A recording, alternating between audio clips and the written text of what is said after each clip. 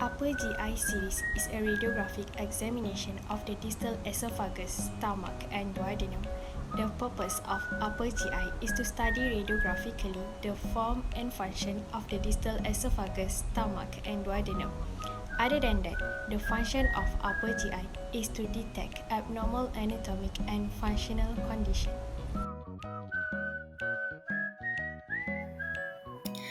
Okay, so for the room preparation, first, the barium sulfate is the typical contrast media of choice for an upper GI series. The first copy table is raised to the vertical position, although with some very ill patient. The examination must be started with the table in horizontal. And the third one is the first copy should be placed at the end of the table. Okay, next.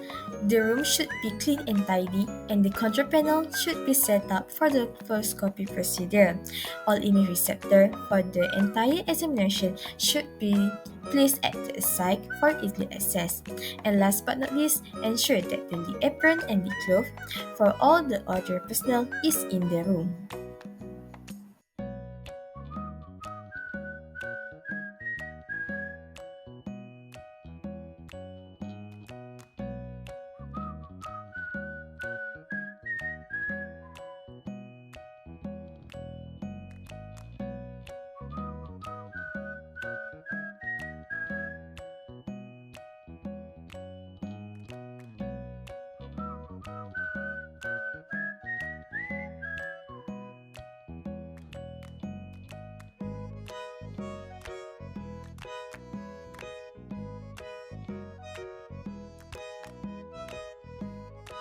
The goal of patient preparation for an upper GI series is for the patient to arrive in radiology department with a completely empty stomach.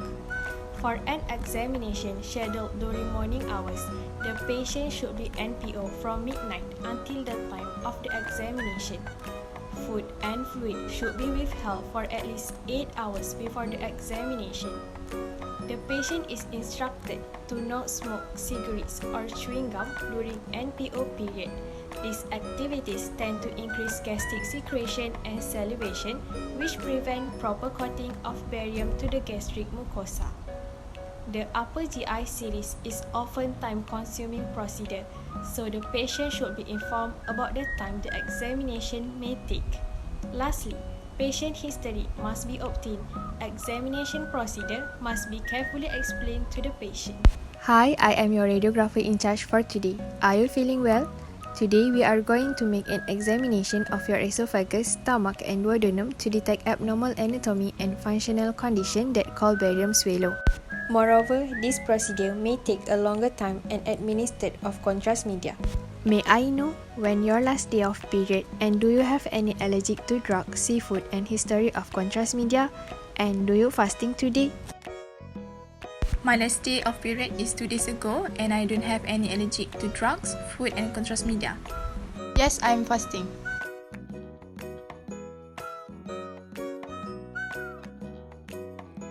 Here is your consent form.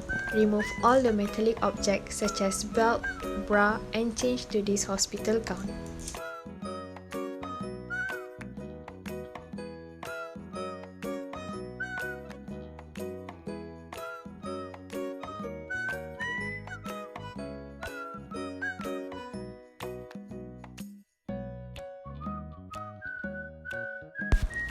Table is up and place 3543 size cassette in lengthwise, which is appropriate to cover the region of interest. Sponge with 45 degree is used to immobilize the patient.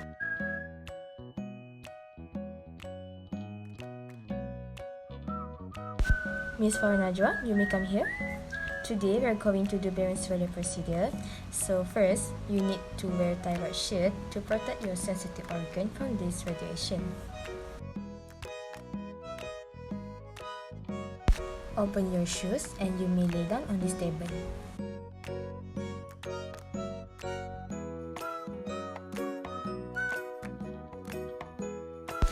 Rotate patient 45 degree from supine position against IR and flex right knee for support the patient.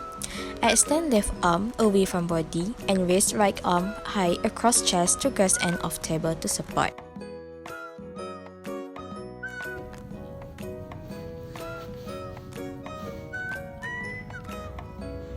Put your blanket to make sure patient feel relaxed during the procedure and feel more comfortable.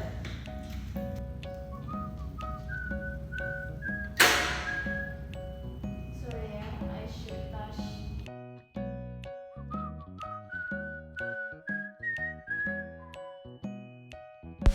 Center the CR and IR to the level L1, which is midway between xiphoid process and level lower lateral ribs.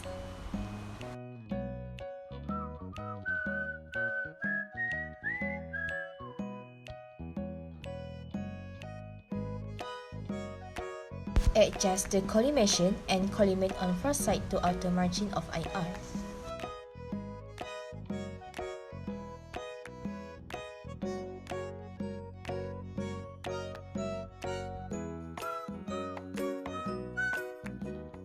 Put the left lead marker on the cassette. So this is the contrast media that we administered, which is barium sulfate. Ensure to drink continuously to produce good quality image sequence. Ensure to close the door during the exposure time.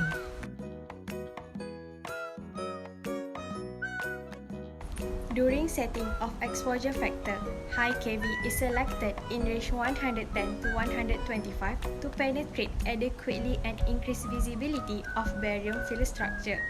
A kV less than 100 will not provide visibility of the mucosa of the esophagus, stomach and duodenum. Next, short exposure times are needed to control the peristalsis motion. With double contrast, reduction of the kV to 90 to 100 is common to provide higher contrast image without over-penetrating the anatomy.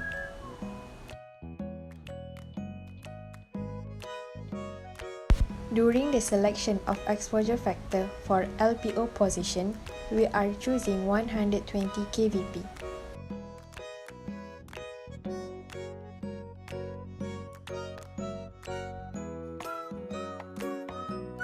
Ensure patient don't move and we ready to expose. Expose.